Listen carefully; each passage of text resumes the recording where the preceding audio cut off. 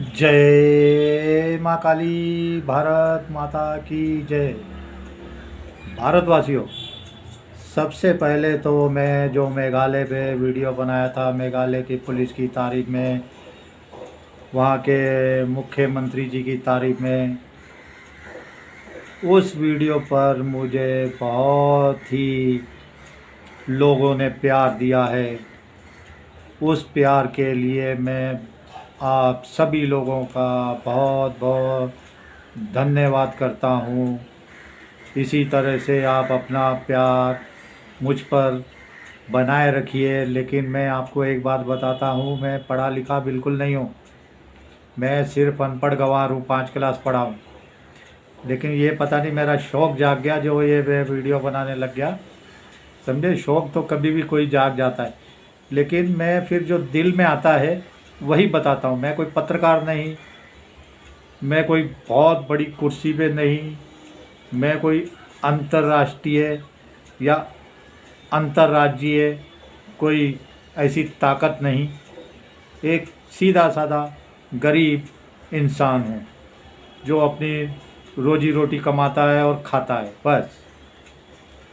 लेकिन चलिए, इसी के साथ कल का जो हादसा हुआ अहमदाबाद में, फ़्लाइट जो हमारी क्रैश हुई, उसमें देखिए एक ही इंसान है, रमेश कुमार विश्वास जी, जो जिंदा बचे। ये चमत्कार को नमस्कार है। ये बहुत बड़ा चमत्कार है। सब ख़त्म हो गए, लेकिन वो जैसे क्या हुआ कि प्लेन 2 टुकड़ों में बटा तो वो नीचे गिर गए, ऐसा ही है। नीचे गिर गए, लेकिन वो सीट बेल्ट बांधी हुई थी। उसके बाद उन्होंने अपनी सीट बेल्ट हटाई, देखा, कह रहे हैं दूसरी साइड से दीवार थी, निकल नहीं सकता था, एक ही साइड से थोड़ा रास्ता मिला। लेकिन ये फिर से बहुत बड़ा एक चमत्कार है। कहते हैं ना कि जिसको शिव पार्वती का आशीर्वाद हो, शिव शक्ति का आशीर्वाद हो, उसे दुनिया में कोई नहीं मार सकता, तो वही। लेकिन इसी के साथ मैं बता रहा हूँ आपको, जो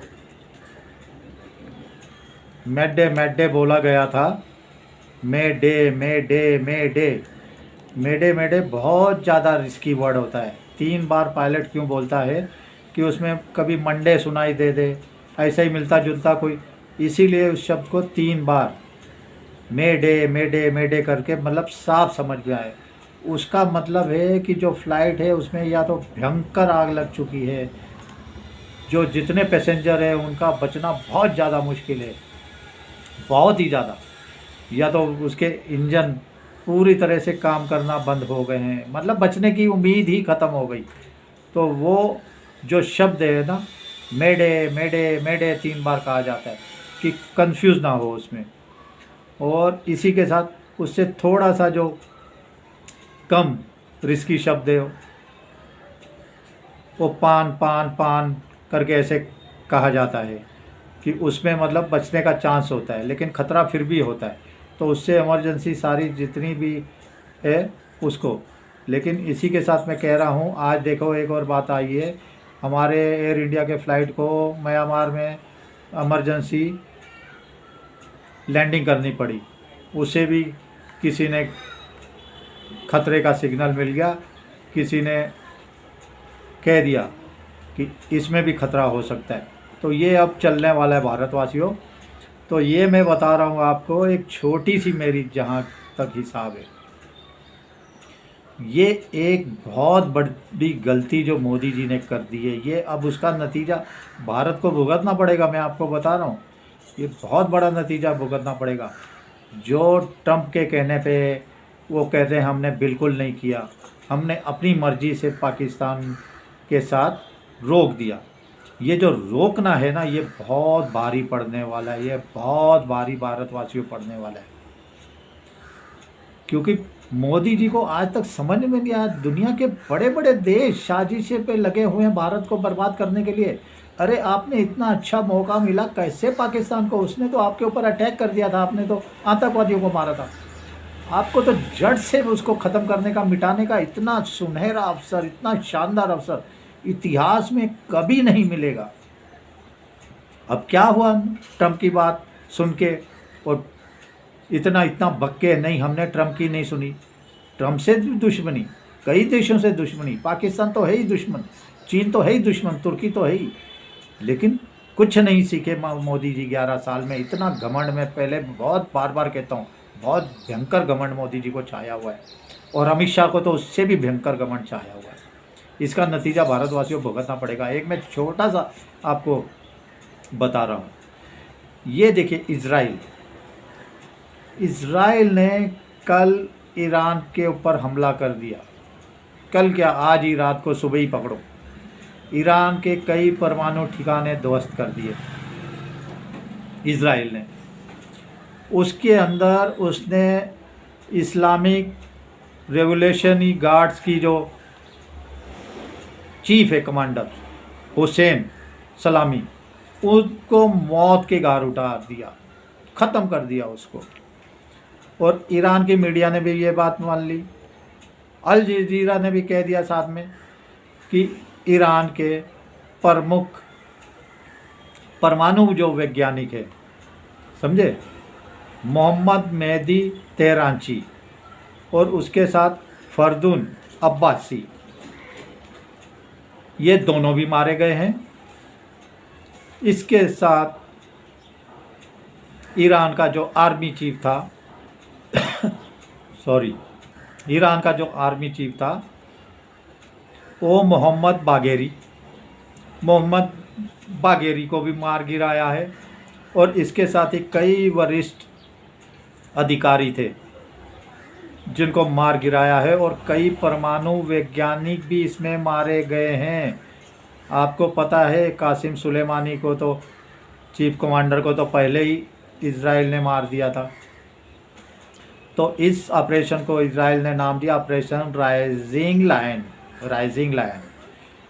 तो देखिए कितना चुप करके अमेरिका बोले, दुनिया बोले, कुछ बोले, अमेरिका कह रहा है, ट्रंप कह रहा है मत करो मत करो मत करो, लेकिन सुन ही नहीं रहा इज़राइल दे धमाके के धमाके कर रहा है, क्योंकि उसको ये पता है इज़राइल को कि आज हमने इसको ईरान को छोड़ दिया, आज छोड़ दिया तो कल हमारी नस्ल के लिए, पूरे देश के लिए ये ईरान बहुत बड़ा खतरा बन जाएगा अगर इसने परमाणु बम बना लिया। लेकिन वो कोई हो हल्ला नहीं करता, जैसे मोदी जी और पूरी टीम को इन्होंने लगा दिया। मैं कह रहा हूँ इससे मतलब शानदार मौका भारत के इतिहास में कोई नहीं था, जो पाकिस्तान ने खुद मतलब मोल ले लिया था पंगा। मैं फिर कहता हूँ ट्रंप के कहने पे ही इन्होंने रोका। और इसी के साथ मैं कह रहा हूँ इज़राइल को देखो, आज नहीं तो कल, मतलब जितना भी इज़राइल पे हमले हो रहे हैं तो समझो ईरान करा रहा है, इसके पीछे और भी देश हो गए, ये हिजबुल्लाह, हमास, इनको जो गाजा वाजा में है, समझे ना, ये अभी हुती वाले हैं, ये सब पैसा ईरान दे रहा है इज़राइल को बर्बाद करने के लिए। लेकिन ट्रंप उनसे बातचीत कर रहा है, लेकिन ट्रंप अभी डर गया है कि ईरान कहीं हमला ना कर दे, कहीं उसके आसपास उसके ठिकाने बने हुए हैं, लेकिन कह रहा है हमारा हाथ नहीं है, हमारा हाथ नहीं है, और इसको विश्व शक्ति दुनिया मान रही है। अरे ये महाडरपोक है, ये महाडरपोक देश है। और मैं कह रहा हूँ अभी नाटो का भी तहस नहस होने वाला है, नाटो के काम तमाम। नाटो को एक ही घमंड था, हम बस एक हैं, 30-40 देश हम एक साथ मिलके। अब नाटो की खेल ख़त्म है, नाटो कुछ नहीं है, इनकी कोई औकात नहीं है, ना इनकी कोई ताकत है, ना इनसे कोई डरने की ज़रूरत है। लेकिन इज़राइल जो चुपचाप करता रहता है, बोल दे दो ट्रंप, दुनिया ने बोलने दो, दुनिया कितना धमका रही है, यूएन ने, और इज़राइल उनको गालियां देता था। अब बोले तुम्हारी 2% की औकात नहीं, का यूएन ने भाड़ में गया तुम, समझे ना। मैंने भूखा मारना है गाजा के लोगों को तो मारना है, मैंने उनको पानी नहीं देना तो नहीं देना। ये होती है हिम्मत, जो मोदी जी कहते हैं ना, हिम्मत नहीं है। मोदी जी आज भी मतलब वो घिसी पिटी लाइन पे ही चल रहे हैं, लेकिन इसके लिए बहुत बड़ा दिल होता है।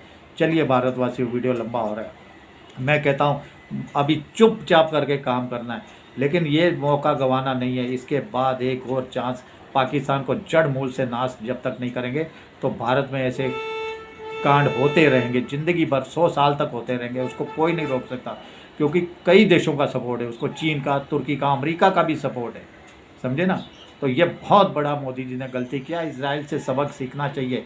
अगर किसी देश को हम दुश्मन मानते हैं तो नेस्त नाबूद कर दो, ऐसी की तैसी दुनिया की।